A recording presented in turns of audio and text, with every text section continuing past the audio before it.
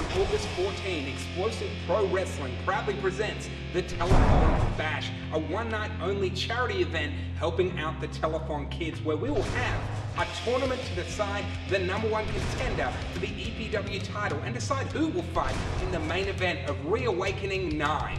This is your countdown to EPW's Telethon Bash. Since becoming the Explosive Pro Wrestling champion, Jamie Jura has done everything in his power to avoid facing, well, any real competitor. Do you all want to see 5 more minutes?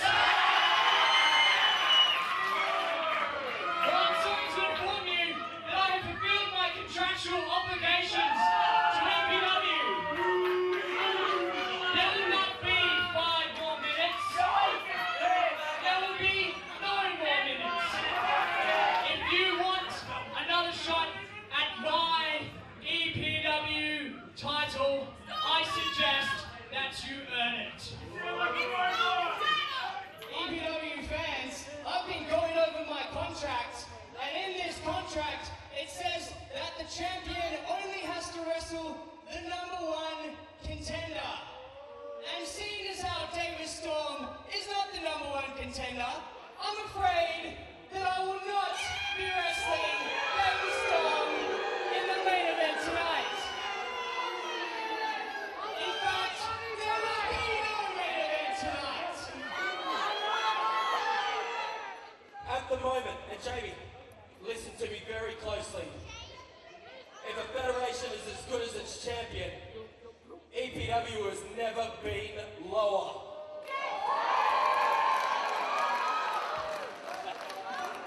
So EPW came up with a plan to have a one-night tournament, doing it for charity nonetheless, and this will basically declare who's going to face the champion in the main event of Reawakening. There is no way out of this. Whoever wins this tournament, made up of the best, the cream of the crop of EPW, they will get a title shot at Reawakening 9. Bobby Marshall versus Mikey Nicholls. Now these two have fought in the past before, and every time they get in the ring one-on-one, well, it's epic. They're both two-time EPW champions, and I've spoken to them and know that they both want to make it 3. They both want to get that belt, and the only way to do it is to go through this tournament, get that main event spot at Reawakening, and get the gold back around your waist. So they're going to push each other to their very limits and see who is the better man. Bobby Marshall and Mikey Nicholls, these two have fought some wars before. I saw them almost destroy each other at Challenge Stadium. I think since taking some time off last year after Reawakening, Bobby Marshall struggled to get back into a groove here in EPW, but you can see from his performance at the last show, Hell or High Water, he took on Sebastian Sander and probably turned in his best performance for about 12 months. I think we're looking at a reinvigorated Bobby Marshall, and he could be more dangerous than ever. Whereas Bobby Marshall has shown in the past he'll do anything for a win, and going in there against Mikey Nicholls, it's just the thing he needs to get the 3 count and move through this tournament and get straight to Reawakening at the top, where he believes he belongs and where a lot of people believe he belongs.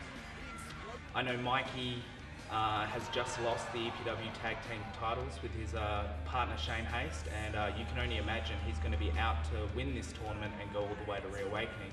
I'd hate to say it, but Mikey Nicholls is at his absolute best when he's miserable.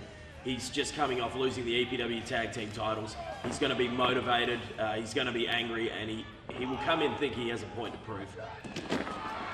Mikey Nicholls, he is in peak condition, where Bobby Marshall's run of recklessness that we're used to is catching up on him, coming out in bandages, bung elbows. I don't think he really has a chance. He should probably sit on the sideline for a little bit and watch the real boys play for a bit. Anytime you put Mikey Nicholls and Bobby Marshall in the same ring at the same time, you have a war on your hands. These two guys aren't going to hold anything back. They are going to headbutt each other. They are going to bash each other's brains out. And no matter who wins, you can guarantee yourselves you're going to watch the fight of a lifetime. I think the term Clash of the Titans was invented for this match. Bobby Marshall versus Mikey Nicholls. Two of the very best EPW's ever seen. both well-travelled, well-trained, all over the world, been all over the world, and I think EPW fans are in for a real treat. Two of the best guys we've ever seen here in Perth, and both of them desperate to get themselves back in the EPW title scene. Should be a fantastic match. Then there's the Battle Royal, which is the real wild card of the Telethon Bash, because there's so many combustible elements combined into the one ring. You have the Blackest Hour and Team All-Star, which, as we've all seen over the last few months, is just trouble brewing, and those guys are waiting to tear each other apart. The Blackest Hour took out the Don, Michael Morleone, at the last show. He was unable to make his match. They beat him up so badly, so you know he's going to want revenge. Brad West has made his return, and we all know with his leadership that Team All-Star can go to another level, but is that level enough to stop the likes of former champion Richter? That guy, he wants his belt back. He needs that title around his waist. It almost defines him. He's going to fight as hard as he can to get to that main event of Reawakening. And then you've got people like Tyler Jacobs. Now we all know Shotgun is very dangerous in that ring. He's just missed out on the Invitational qualifier, so he's going to want to make his mark, and he's going to want to show people he is still as fierce as ever.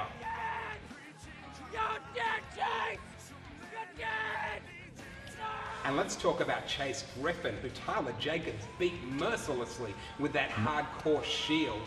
I know he's going to want revenge, and if he can pick up a spot in that tournament on the way, why not? Now the Battle Royal, that's another interesting one. I mean, if I was in it, which I'm not, so I don't care.